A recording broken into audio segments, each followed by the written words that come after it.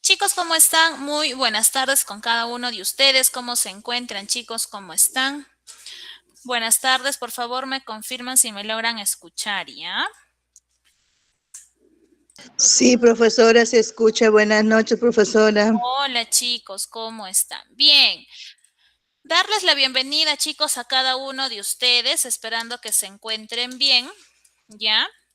Vamos a empezar en este caso la sesión del día de hoy. Proyectando lo siguiente, no es una información que ustedes ya conocen en realidad, pero vale la pena recalcarlo. Ya, a ver un momentito, ¿dónde está el cursor?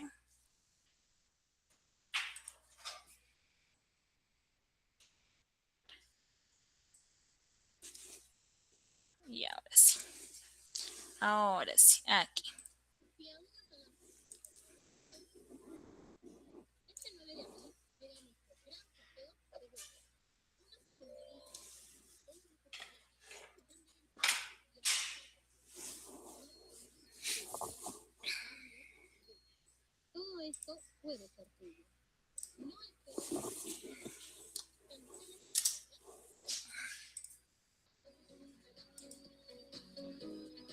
Listo, chicos. Esa información yo sé que ustedes ya la tienen, ya se les ha hecho llegar, ¿no? Que en este caso este es el sorteo del día 9 de abril, donde se van a estar justamente entregando 2 laptops, 2 tablets, 2 celulares, también becas y medias becas, ¿ya? Entonces, minutos antes o previos al inicio del sorteo, se les va a estar compartiendo los enlaces para que puedan conectarse. Recuerden que el único requisito, vamos a llamarlo así, para poder ingresar a este sorteo es que realicen el pago de su pensión del mes de marzo de manera puntual. Hasta el día 31 pueden pagar. Si ya lo han hecho, ya están dentro de la lista de estudiantes que están ingresando al sorteo. Si es que aún no lo hacen, tienen todavía, en este caso, plazo, ¿no? Faltan algunos días para el día 31, entonces para que lo puedan tener en cuenta. ¿Ya, chicos? Bien, ahora sí, vamos a empezar con lo que tenemos que revisar el día de hoy. Para esto, ya, quiero que observes esta imagen que te estoy proyectando. Quiero que analices o saques o puedas reunir la mayor cantidad de información sobre esa imagen que estás observando en la diapositiva, ¿ya? Entonces, te voy a dar unos minutitos para que puedas observar, ¿ya? Para que puedas, ¿cómo decirlo? Obtener la mayor cantidad de información, que no se te escape absolutamente ningún detalle, vamos a decirlo así, ¿no? Para que podamos luego conversar, ¿ya? Sobre lo que tienes ahí.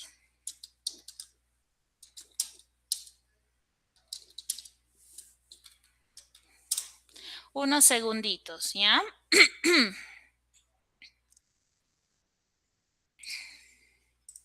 Unos segunditos para poder conversar.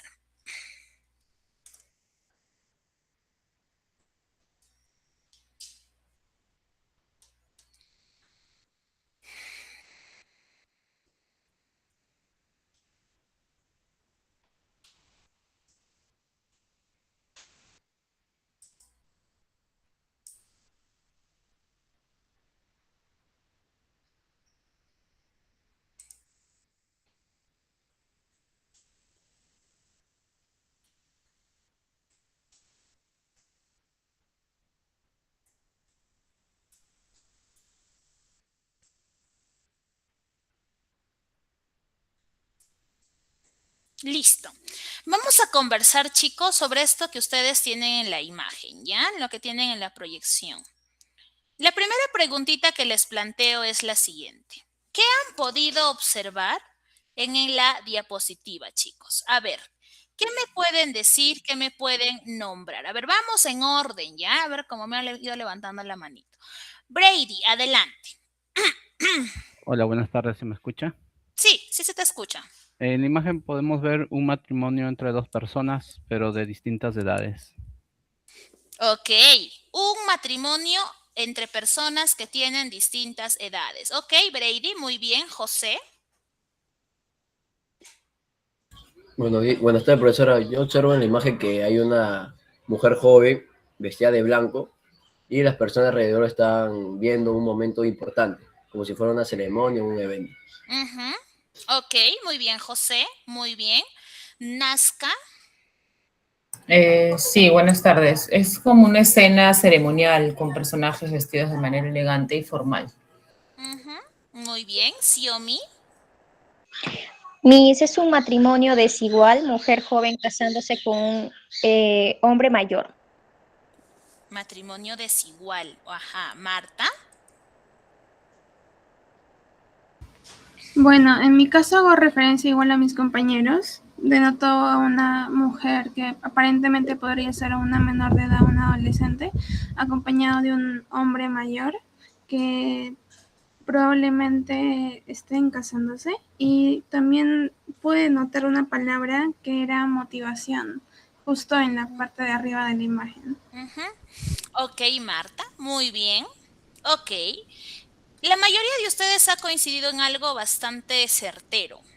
Y es que específicamente, y tal cual como lo han dicho, lo primero que salta a la vista es un matrimonio entre dos personas donde la mujer es más joven que el varón. ¿No es así? Y que además, pues, si nosotros nos ponemos a observar lo que alrededor también hay, ¿no? Que son los invitados, el mismo sacerdote, que es el que está aquí, o el mismo padre, ¿no? Incluso podemos confirmar, ¿no? Incluso por el vestuario de la chica, que efectivamente se trata de una boda, de un matrimonio, ¿no? Entonces yo les pregunto, a juzgar por la vestimenta, ¿este matrimonio a qué clase social pertenecerá? Marta. A la clase alta. Una clase alta, ¿no? De alta cuna, de alta alcurnia, ¿no? ¿Por qué? Porque el mismo vestido, el mismo traje del novio, el mismo incluso traje del sacerdote, de los invitados, delata ostentosidad, ¿no es así? Ahora, ustedes viendo, ¿no? Viendo la cara sobre todo del novio y también de la novia, les pregunto, ¿qué emociones les transmite esta escena a ustedes? ¿Qué emociones les transmite? María, adelante. Buenas tardes, Miss. Hola. Bueno, viendo la imagen, es un matrimonio de, como dijo mis compañeros, desigualdad de edades. La emoción es tristeza por la desigualdad de edades, ¿no, Miss? Ok, La persona tristeza, mayor, la entonces. hija menor. Uh-huh. Pues, ¿Ya? Ok, María, Nazca. Transmiten nostalgia o melancolía. Nostalgia o melancolía. Sí. Ok, Nazca, ajá, muy bien. Xiomi. Y sería que me transmite miedo, también desesperación al ver a una joven que teniendo un futuro por delante se estaría comprometiendo a muy temprana edad, ¿no? Ok, José. Maestra, una pregunta, ¿también puede ser que transmite elegancia y autoridad? Claro, por supuesto. ¿Por qué, José? Susténtame esos dos enfoques o dos palabritas que me estás dando. ¿Debido a qué o a causa de qué llegas a esa conclusión? Porque como vemos la imagen alrededor de la mujer, ahí se ve un poco de autoridad de las personas y elegancia por cómo están vestidos. Ok, ya. Marta. Bueno, viendo la pintura, en ella se refleja algo de resignación, tal vez sumisión, tristeza, y aparentemente en la cara del hombre se denota seriedad, pero es algo que él ya sabía que iba a suceder. Entonces, entre los dos, sí son muy distintas emociones, pero lo que más me atrae es ver el rostro de la señorita, ¿no? Sí, muy bien, Marta. Noelia. Buenas tardes, Miss. Bueno, en la imagen puedo ver que la chica representa tristeza y el hombre que es mayor se le ve como que está feliz, ¿no?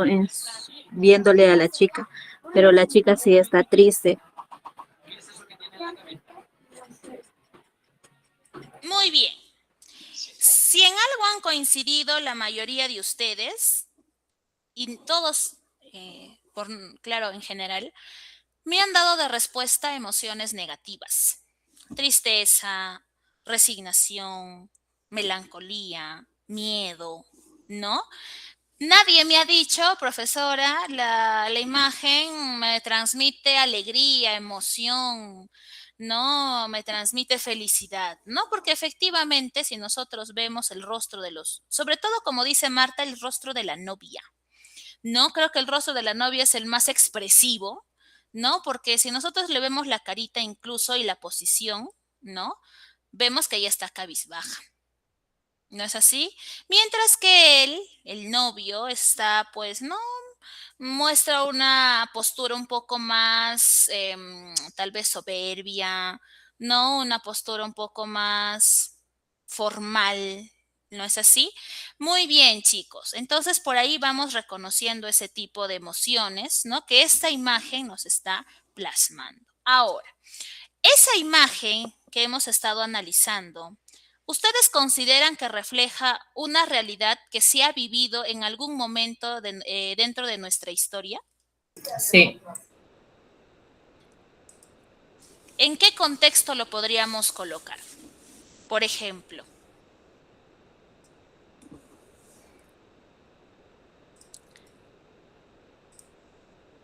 de que refleja un pasaje que hemos vivido, no lo negamos.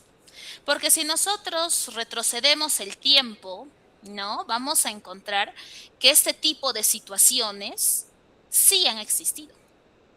Estos matrimonios donde las novias eran personas o señoritas o damas muy jóvenes y los novios eran todo lo contrario, ¿no?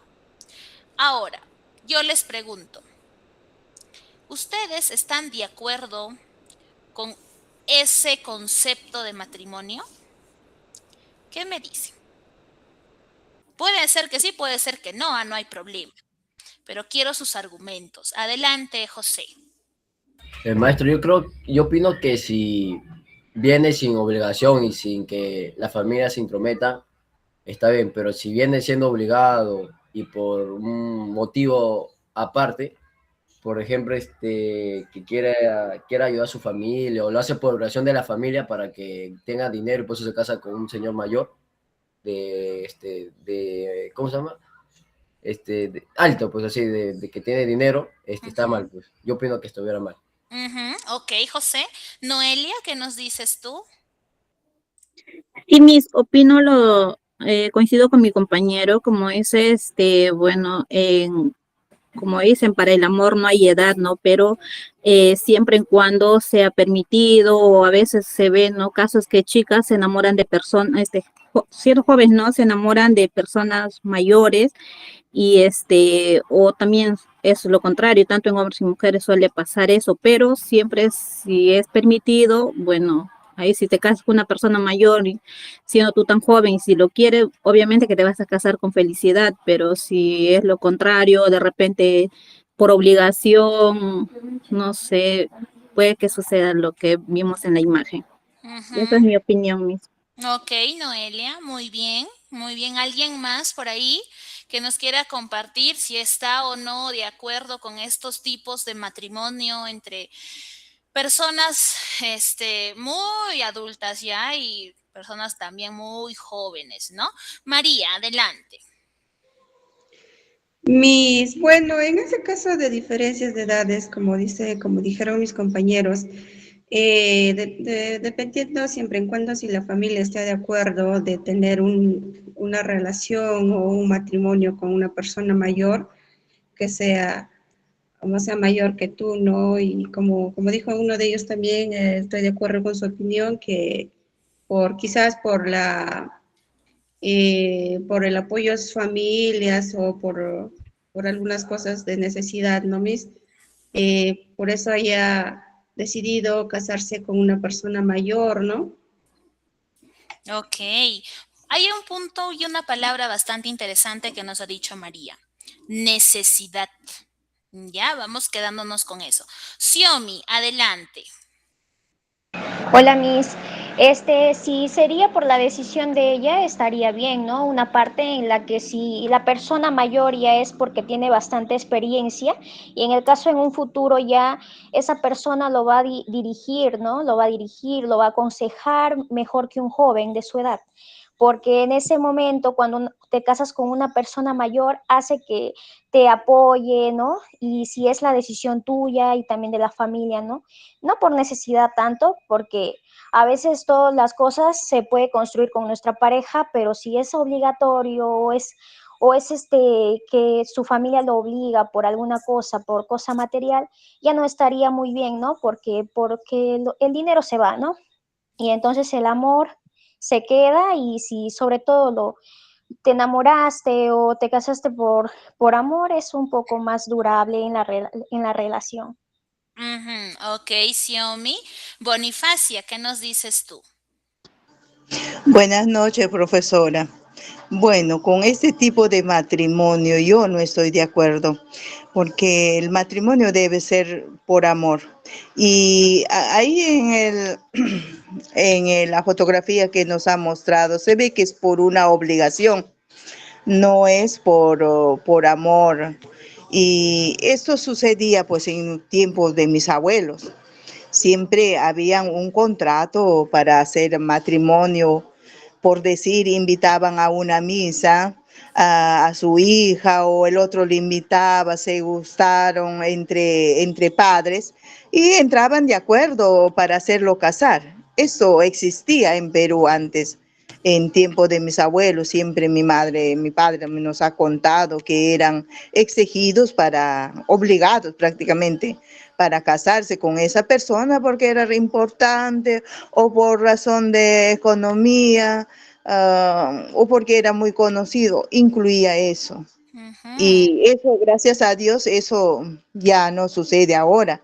Es decisión de cada persona con quien te casas, aunque con viejo, pero porque tú lo has decidido. Ya no hay esa obligación, por fortuna.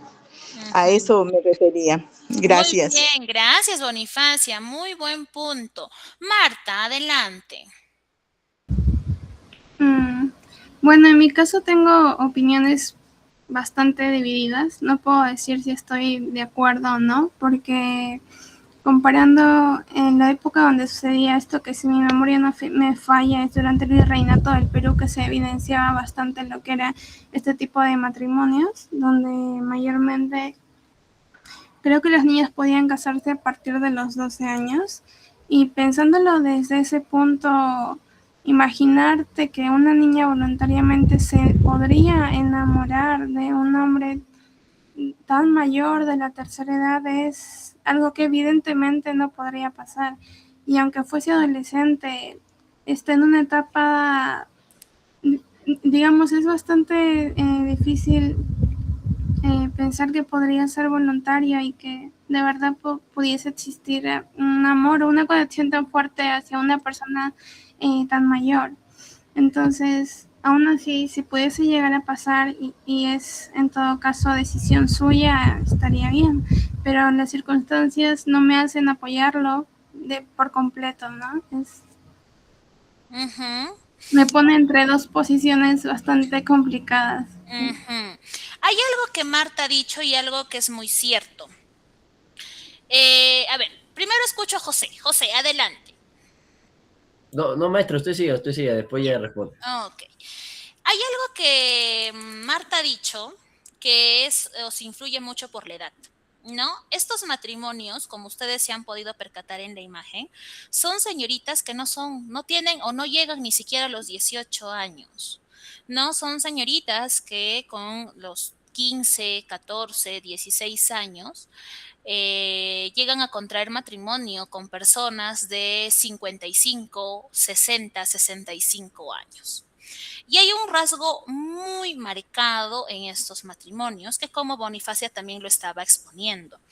Estos matrimonios eran o buscaban un beneficio mutuo, entre comillas mutuo, porque en realidad Si hablamos de beneficios materiales o beneficios económicos, quienes salían mucho más beneficiados en ese aspecto eran las novias y las familias y la familia de la novia. ¿Por qué motivo? Porque por lo regular el hombre mayor era el que poseía dinero, era el que poseía riqueza, era el que poseía estatus.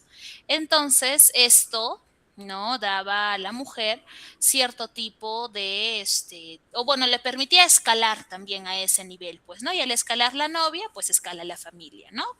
De uno, jala a todos. Entonces, si nos ponemos un poco más racionalistas quizás, pues como dice Marta, ¿no? Creo yo que es muy complicado que una niña, ¿no? Se sienta feliz, se sienta emocionada de casarse a esa edad, ¿no? Y obviamente, pues al ser menor de edad, esa decisión no es de los hijos, sino es de los padres, ¿no? Y justamente esto al inicio bueno, antes de les preguntaba, ¿no marca algo que ha pasado? Sí ha pasado, sí se ha vivido. Y aunque ahora quizás no es muy visible, hay sociedades en el mundo que aún practican este tipo de proceder. Quizás en Perú ya no, o tal vez no abiertamente, ¿no? Porque como lo han dicho muchos de ustedes, cada uno a estas alturas decide si casarse, no casarse, con quién o con quién no casarse incluso, pero hay todavía esa tradición en determinadas ciudades, determinados pueblos, determinadas sociedades, ¿no? Que bueno, pues no es parte de su tradición, quizás es parte de su costumbre, de su cultura y que bueno, pues no, hasta la actualidad se sigue practicando, se sigue haciendo, ¿no? Y es algo normal, ya algo normalizado, pues, ¿no? Para el lugar donde se practica. Obviamente que yo creo que si nosotros vemos una niña de 12 años casándose con una persona de 60 años, yo creo que todo se nos haría un poco raro y hasta es más, ¿no? Hablando un tema un poco más de leyes, pues eso no estaría consentido. No, ya habría ahí un tema un poquito más complicado, ¿no? Antes era como que normal, ¿no? Que una niña de 12, 13, 14, 16 se case con una persona de 60 años, no pasaba nada. Pero ahora, pues las cosas, como todo, hasta en la tecnología, también la sociedad ha evolucionado en esos aspectos. María, levantaste la manito.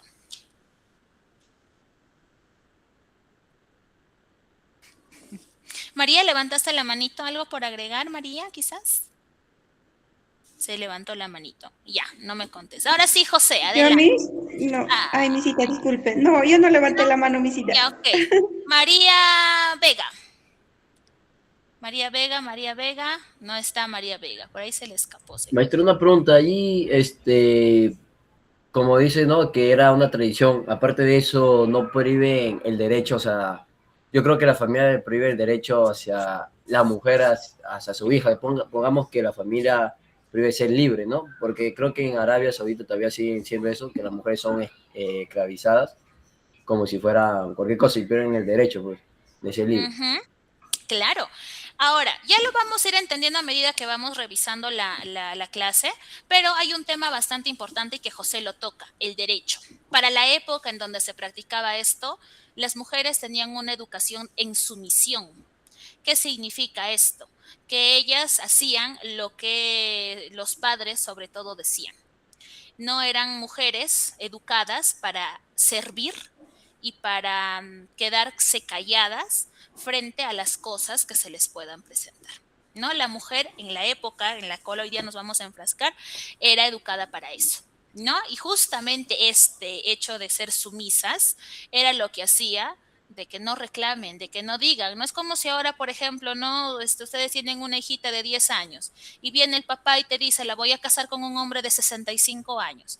Tu mujer, tu madre, tú no lo vas a aceptar, ¿no? Te vas a rebelar, va a haber un problema, quizás, no, en fin, ¿no? Vas a hacer valer tus derechos, los derechos de tu hija, etcétera. Pero en la época en la cual vamos ahorita a transportarnos, no sucedía eso, ¿no? Porque más que los derechos, lo que a los padres les importaba era la posición social. Y este era un muy buen conducto que les permitía justamente conseguir ese tipo de situaciones. Entonces, ¿por qué estamos hablando de esto? Nos hemos explayado un poquito. Porque hoy día vamos a hablar o vamos a centrarnos en el neoclasicismo español, ¿ya? Nosotros ya hemos revisado el neoclasicismo francés, pero también existe un neoclasicismo español, ¿correcto? Donde hoy día vamos a ver cuál ha sido su influencia y cuáles han sido sus aportes. ¿Correcto?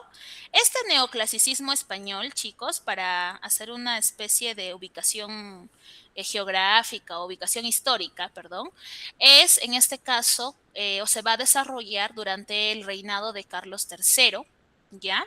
En este caso, y también durante el reinado de Felipe V. ¿Qué es lo que va a pasar dentro de este periodo?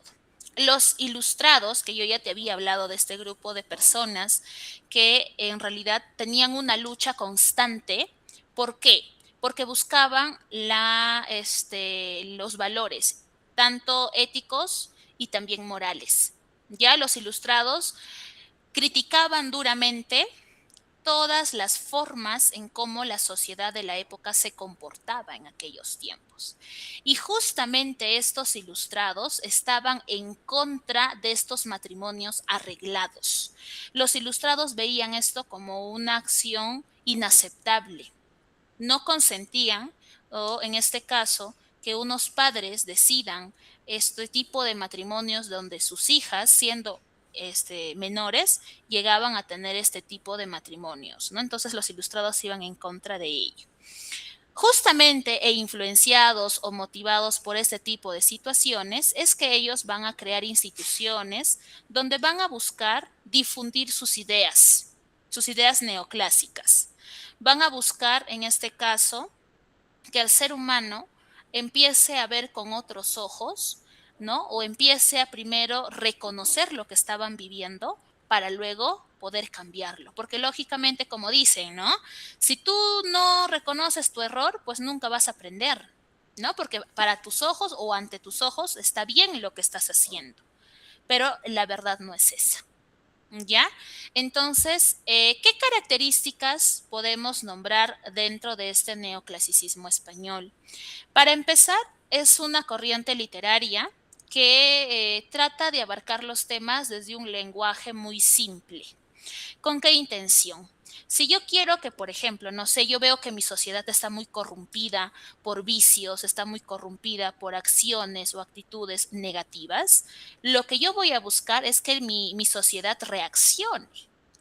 Y al querer yo eso, lógicamente tengo que buscar un canal sencillo de entender, ¿no? Porque si yo me pongo a, vamos a decir, complicar el lenguaje, pues lógicamente no voy a lograr lo que quiero, ¿no? Entonces, si yo quiero que mi sociedad se dé cuenta, voy a utilizar un lenguaje simple, un lenguaje directo, un lenguaje claro.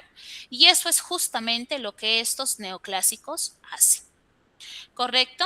Estos neoclasicistas españoles tratan de imitar los postulados del neoclasicista francés, ¿correcto? Tratan de imitarlos. Y lógicamente, como tratan de imitarlos, estos neoclasicistas españoles también buscan, vamos a decir, rescatar los valores que trabajó, que impuso la literatura clásica. Ya es decir, se van a inspirar en Grecia, se van a inspirar en Roma, ¿no? De aquella época o edad antigua. Y van a tratar de adaptar las enseñanzas de esa literatura a la actual, ¿no? A la que ellos estaban viviendo en su época.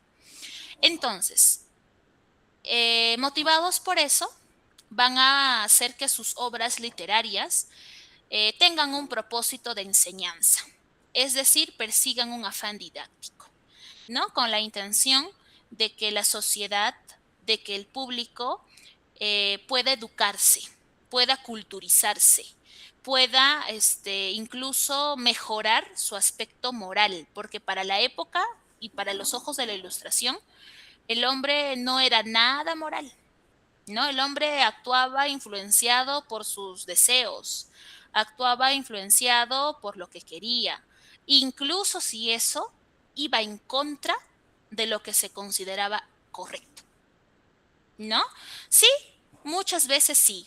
Entonces, ¿qué es lo que pasaba? Los ilustrados no soportaban esto, rechazaban esto. Entonces, trataron de educar a través de obras, trataron de educar a través de fábulas, trataron de educar a través del teatro, ¿ya? Para que este afán moralizador se cumpla. No, lógicamente, cuando tú, por ejemplo, vas a un teatro y no sé, trabajan lo que es el egoísmo, la avaricia o la envidia, tú a través de los personajes ves lo que le pasa a una persona que tiene alguna de estas características. Y aunque no nos demos cuenta, eso influye indirectamente en tu inconsciente, se queda en tu cabecita y sin darte cuenta, poquito a poco te va regulando. ¿No? Poquito a poco tú vas viendo, no, mira, me va a pasar esto, qué sé yo, ¿no? Entonces tu cerebro inconscientemente va trabajando y te vas dando cuenta cuando ya hay un progreso, tú reaccionas y dices, pero yo antes no era así, ¿no? Y ahí está este afán de estos neoclásicos. Y lógicamente, pues no, para abarcar este aspecto didáctico, hacen uso de la razón, de la racionalidad, hacen uso de la lógica, ¿no? Porque es la única forma en la que el hombre va a poder, en este caso, conocer o reconocer los valores que debería tener, ¿no? Y todo hombre, para los ilustrados o en el concepto que ellos manejaban, todo hombre tiene que basar su vida en principios racionales. Todo hombre tiene que actuar con decoro, tiene que evitar lo irracional, ¿no? ¿A qué me refiero con irracional?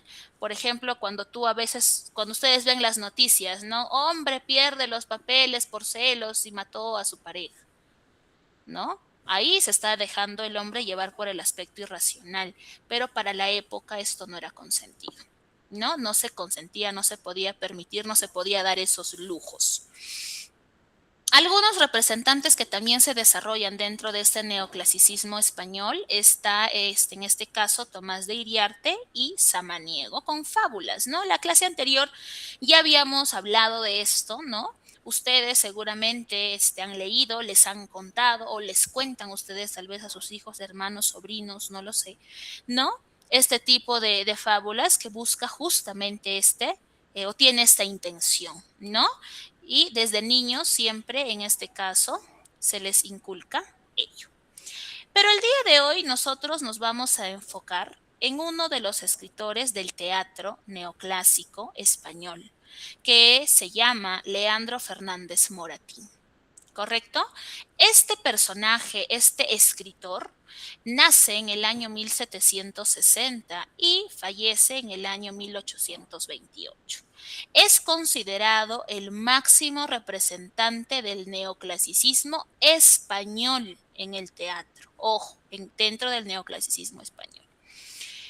Este escritor ya va a trabajar dentro de sus obras, ¿no? O va a mostrarnos dentro de sus obras en este caso, los vicios que tiene la sociedad del momento. Los errores, la vida tan, en este caso, tan llevada por nuestros deseos, más no por lo que es considerado correcto. Pero lo trabaja de una forma sutil, se burla de una manera no grotesca, no cruda, ¿no? Sino que trata de plasmarlo de una manera bastante disimulada. ¿Correcto? El nombre completo de este escritor es Leandro Eulogio Melitón Fernández de Moratín y Cabo. Ese es su nombre completito, ¿ya? Pero en el mundo literario solamente nosotros lo conocemos como Leandro Fernández Moratín. Nada más. Pero ya te estoy dando ahí sus datos completos. ¿Súper largo? Sí, pero así se llama. Leandro Eulogio Melitón Fernández de Moratín y Cabo.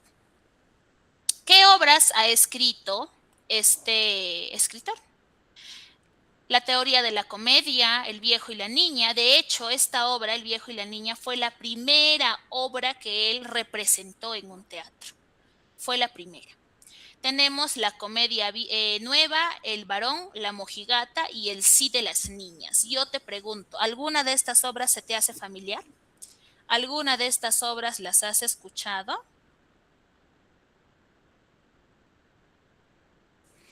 ¿O es la primera vez o ninguna te suena? ¿Qué me dices? ¿Te suena alguna o ninguna? Que si no hay ninguna, no hay problema. Mi primera vez, Miss. Primera vez, ¿ya? Ok, ¿los demás qué me dicen? Primera vez. También. Correcto, entonces, nosotros el día de hoy, de todas estas obras que tú estás observando en la diapositiva, vamos a centrarnos en la obra El sí de las niñas. Esta obra fue estrenada en el año 1806, ¿ya? Y pertenece al género dramático, obviamente es teatro, y desarrolla la especie comedia. La comedia, recuerden que es cuando tengo o la historia tiene un final feliz, ¿ya? Está dividida en 3 actos.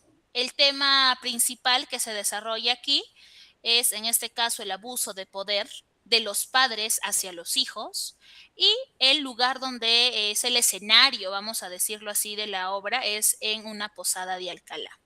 ¿Quiénes son los personajes? Tenemos a don Diego, que es un burgués de unos 59, 60 años.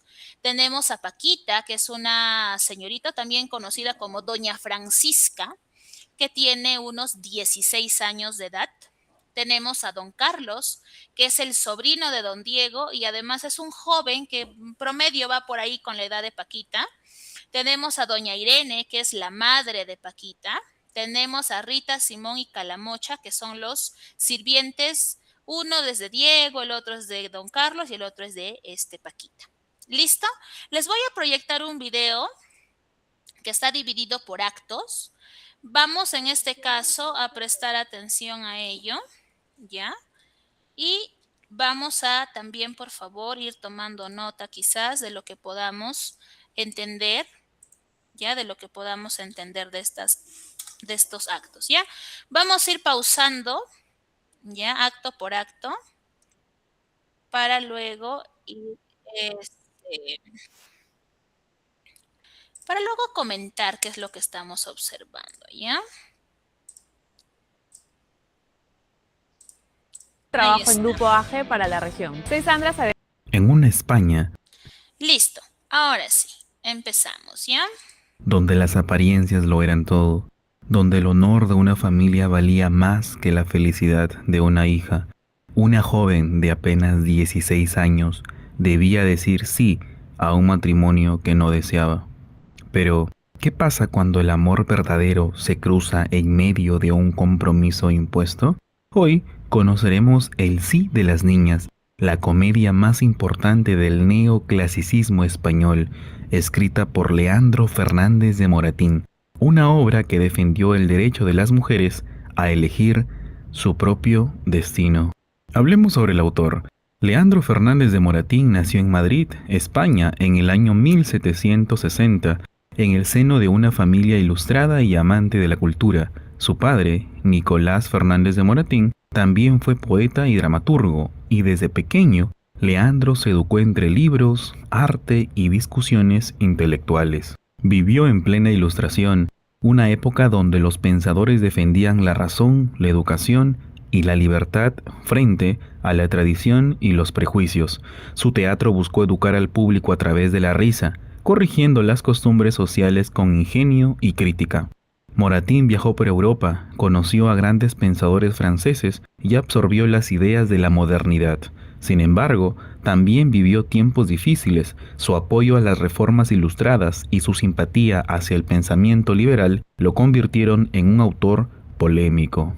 Tengamos en cuenta que la obra El sí de las niñas es estrenada en el año 1806. Esta es una de las comedias más influyentes y modernas de aquella época. Moratín no solo escribió teatro, escribió también una lección de vida sobre el respeto, la razón y la libertad del amor. Tengamos en cuenta estos datos importantes. Esta obra pertenece al género dramático, a la especie comedia y su tema principal es el matrimonio forzado y desigual y la crítica a las costumbres sociales que negaban la libertad femenina.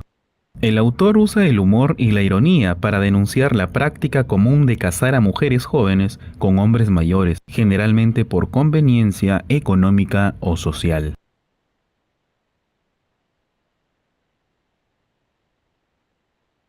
La historia comienza en una posada de Alcalá de Henares. El noble don Diego y su criado Simón conversan tras regresar de Guadalajara. El motivo de su viaje es muy importante. Están preparando un matrimonio, aunque al principio el criado cree que la joven es para don Carlos, sobrino de don Diego. Pero pronto sabremos que la futura esposa es doña Francisca, una joven de 16 años, y que el novio no es otro que don Diego, un hombre de casi 60. Aparece doña Irene, la madre de Francisca, una mujer habladora, autoritaria y obsesionada con asegurar el futuro de su hija mediante un buen casamiento. Durante la conversación, doña Irene no deja hablar a nadie, presume de su vida, de su difunto marido y de los sacrificios que ha hecho como madre. Mientras tanto, Francisca, a quien todos llaman cariñosamente Paquita, se muestra tímida, sumisa, con la mirada baja, apenas se atreve a responder. Entra en escena Rita, la criada de Francisca, quien se convierte en su confidente. A través de ella nos enteramos del verdadero conflicto. Francisca ya está enamorada de otro hombre, un joven llamado don Félix, que en realidad es don Carlos, el sobrino de don Diego, aunque nadie lo sabe aún. El destino hace su jugada. Calamocha, criado de don Carlos, llega a la posada y se entera de que hay un nuevo pretendiente para Paquita. Intrigado, avisa a su amo, y don Carlos decide venir a Alcalá para verla en secreto. Mientras tanto, Rita se ofrece a ayudar a los jóvenes enamorados a encontrarse, sin que doña Irene ni don Diego sospechen. Todo está listo para una noche de secretos y emociones contenidas. Continuamos con el acto 2. El segundo acto abre con una conversación tensa entre don Diego y doña Irene. El anciano noble empieza a notar algo extraño, percibe la tristeza y resignación en Francisca y sospecha que la muchacha no acepta de corazón este matrimonio. Doña Irene, sin embargo, insiste en que su hija está feliz, que es obediente y que todo está bajo control. Con astucia y manipulación, logra tranquilizar a don Diego, aunque, razonable, sigue sin comprender lo que ocurre.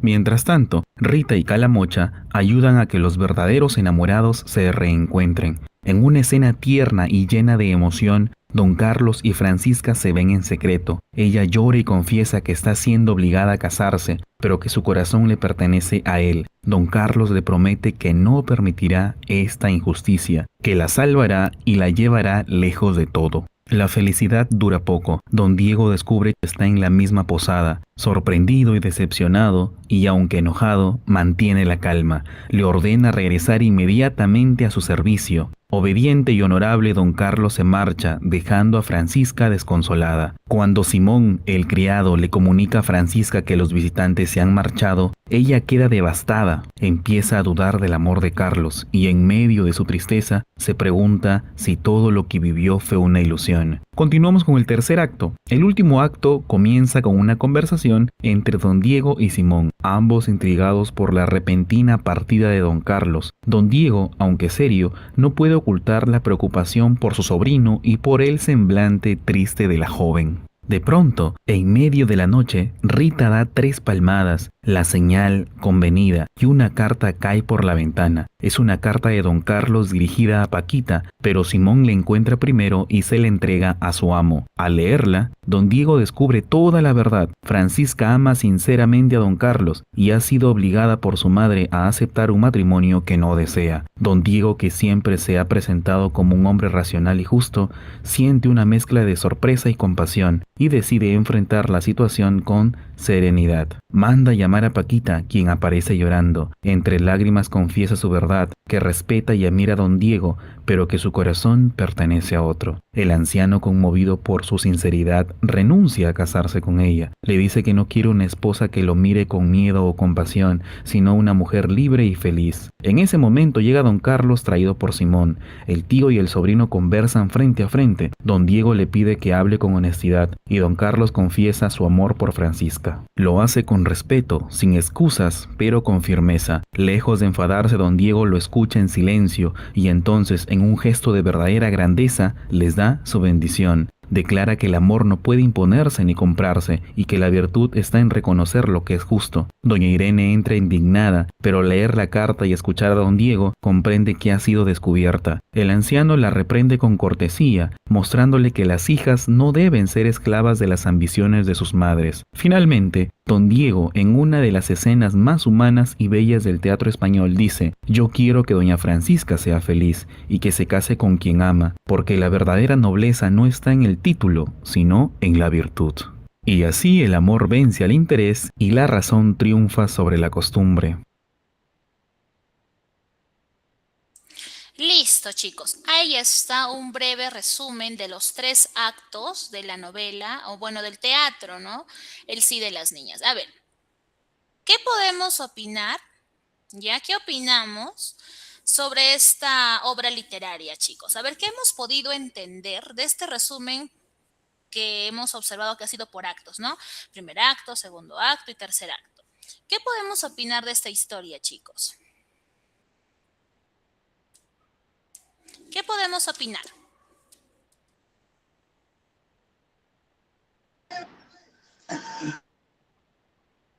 ¿Qué me pueden decir de este teatro? Adelante, Bonifacio. Bueno, este teatro tiene un buen fin, una cosa propio como se debe de desear. El señor fue un ilustre anciano prácticamente. Se lo deja a quien debe llevárselo, a esa novia que lo iba a arruinar su vida, ¿no? A esa señorita. Pero se da cuenta a tiempo y se lo deja a su novio. Es muy importante esto. Ok. Sí, Bonifacia, muy buen punto, ¿no? Claro que sí, podemos darnos cuenta, ¿no? De este desenlace. Correcto, muy bien. José, ¿qué nos dices tú?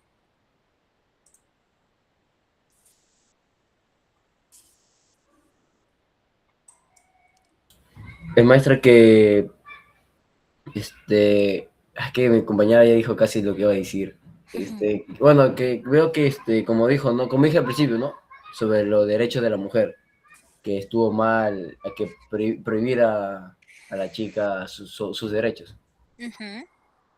Ya, Ok. pues, ya he dicho. Ok, a ver, algo importante aquí a mencionar es lo siguiente, ¿no? Este teatro neoclásico español, ¿no? Empieza en este caso con la llegada de doña Irene y doña Francisca a la posada de Alcalá. ¿Por qué motivo estas dos llegan a este lugar? Porque Paquita iba a conocer aquí a su prometido, ¿no? A don Diego. La madre de esta jovencita de 16 años había insistido a tal punto, ¿no? A don Diego, para que acceda a casarse con su hija. La madre es quien le manda muchas cartas pidiéndole y diciéndole que su hija estaba enamorada de él, que su hija lo quería, ¿no? Y que él le debería de corresponder, ¿no? Y fue tanta la insistencia que don Diego, perdón, al final terminó accediendo. ¿Correcto? Entonces, para esto, Francisca estaba en un colegio de monjas. ¿No? La madre se preocupa porque ella piensa que su hija, o sea, en sí su hija no quería casarse, ¿no? Pero la madre piensa que esa negativa era porque la chica quería ser monja.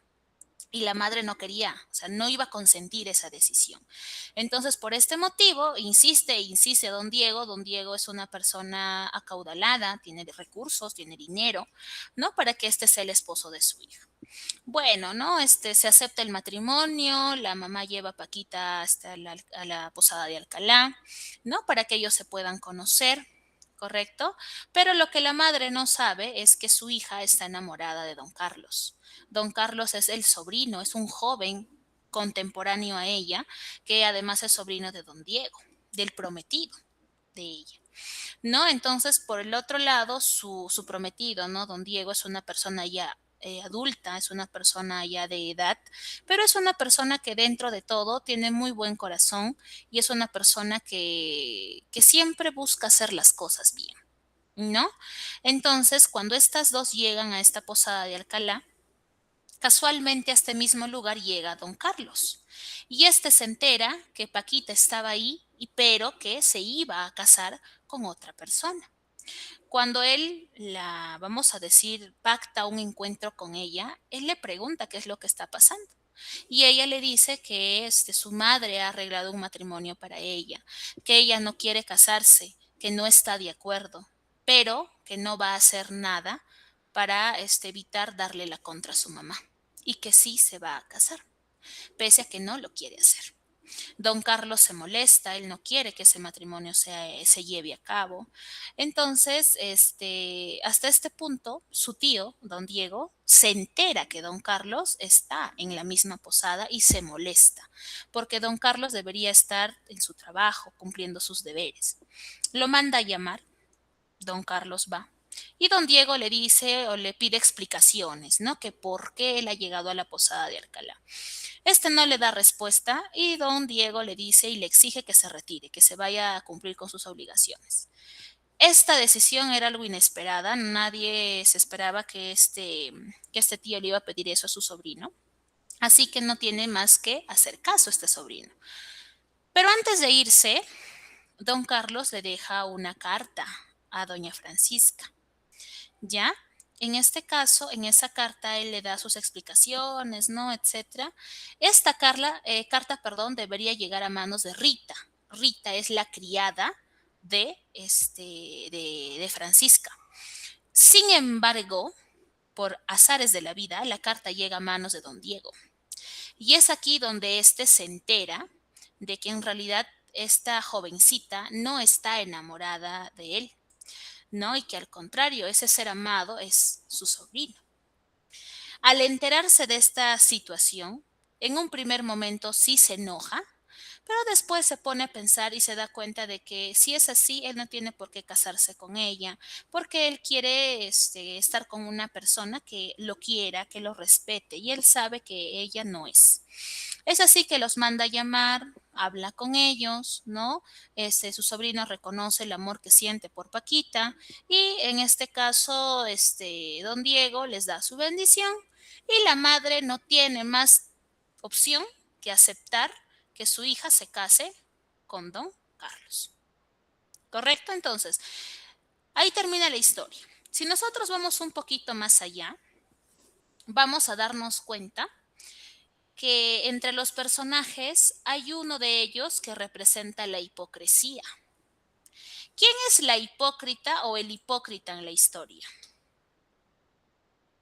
¿Quién es? La mamá de la chica, Miss. Claro, la mamá de Francisca, doña Irene, es la persona que nos representa la hipocresía. ¿Por qué? Porque la madre está casando a su hija por un beneficio personal. La madre le dice, no, tú te tienes que casar con él porque él ya es una persona que ha vivido, es una persona madura, es una persona que conoce, que sabe lo que quiere, que si tú te casas con él, aparte de que nada te va a faltar, tu matrimonio va a funcionar, porque esa persona, como ya ha vivido, tiene experiencia. En cambio, si tú te casas con un jovencito como tú, ese matrimonio no va a funcionar. Eso es lo que ella le dice. No, ese es su concepto, pero en realidad lo que esta madre quería era casar a su hija para que ella obtenga los beneficios de una vida acomodada a costas del sufrimiento de su hija. No le importaba. Entonces, podemos darnos cuenta, de esta situación, ¿correcto? Nos podemos dar cuenta de esta situación. Entonces, miren, aquí tengo algunas preguntitas rápidas, ¿ya? ¿Quién es el autor del Sí de las Niñas, chicos? Tienen 5 opciones. ¿Quién es el autor del Sí de las Niñas? A, B, C, D o E. Ahí se me activan los audios, ¿ya? A ver, ¿cuál será? Alternativa, ¿qué me dicen? La C. Alternativa C, correcto. Si me han prestado atención, me van a responder esto de aquí. ¿Cuál es la primera obra teatral que Moratín estrenó en el año 1720? ¿Cuál fue? ¿Cuál fue esa obra que les dije que fue la primera que estrenó Moratín? El viejo y la niña. Correcto, El viejo y la niña. Ahora, vamos con verdadero o falso, ¿ya?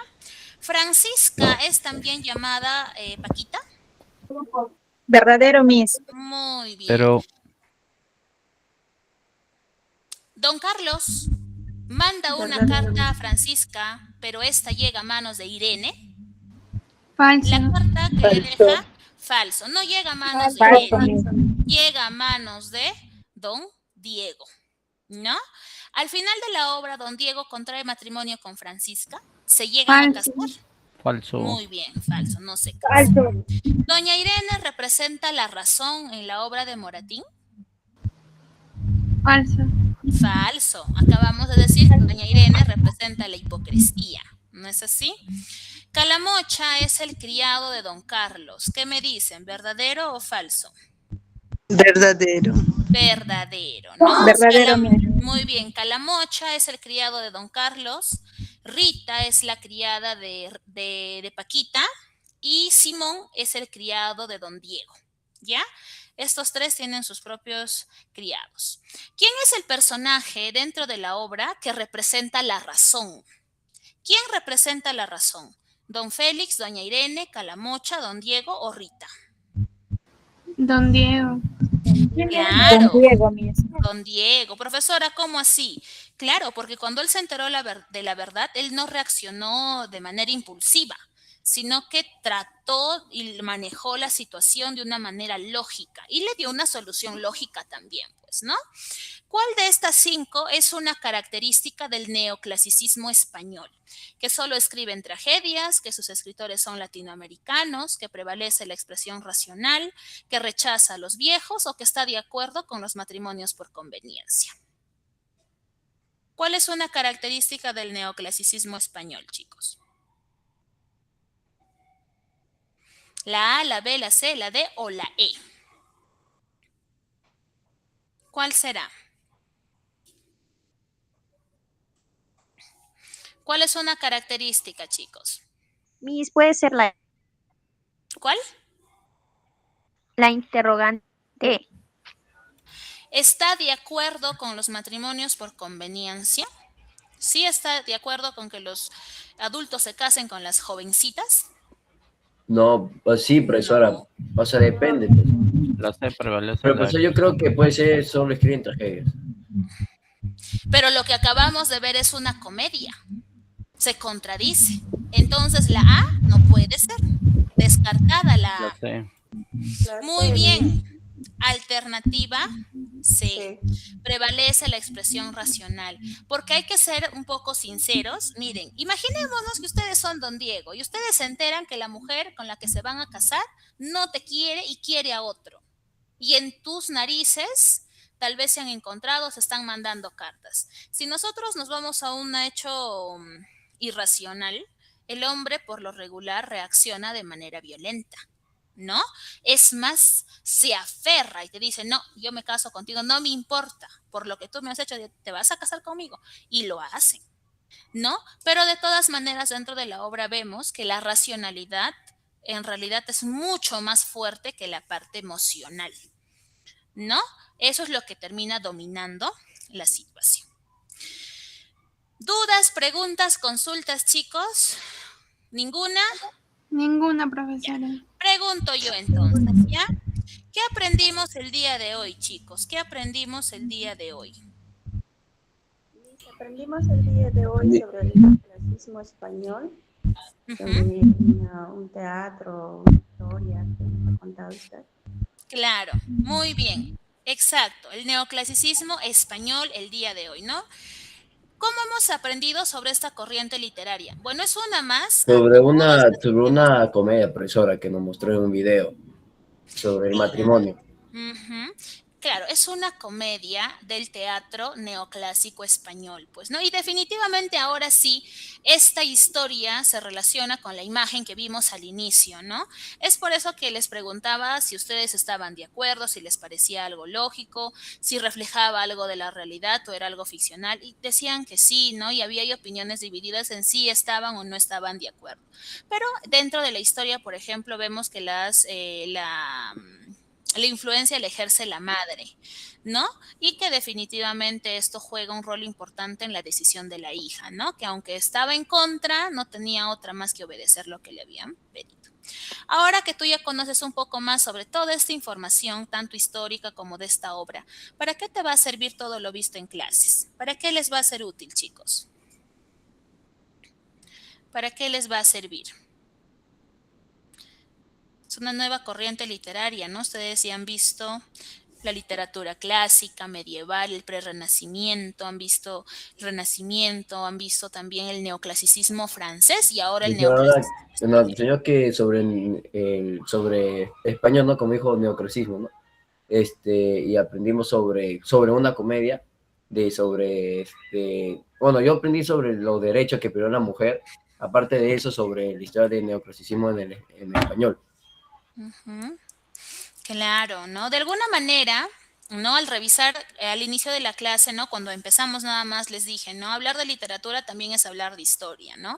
Y definitivamente lo que acontecía en un aspecto social también se refleja en un aspecto literario, ¿no? Entonces también es una forma de conocer estas sociedades de las cuales nosotros no hemos sido parte, pero que podemos conocer quizás a grandes rasgos cómo era que se manejaban, qué era lo que hacían y todo lo que aquí acontecía. Muy bien, chicos, agradecerles por su asistencia a clases, que tengan una bonita semana y ya nos estaremos reencontrando para la próxima y última sesión educativa. ¿Ya, chicos? Cuídense. Hasta luego. Gracias, profesora. Gracias, Buenas mil bendiciones. Gracias a Gracias, ustedes, hasta luego. chicos. Cuídense. Chao, chao. Igualmente, profesora. Hasta luego, Miss. Gracias. Buenas noches.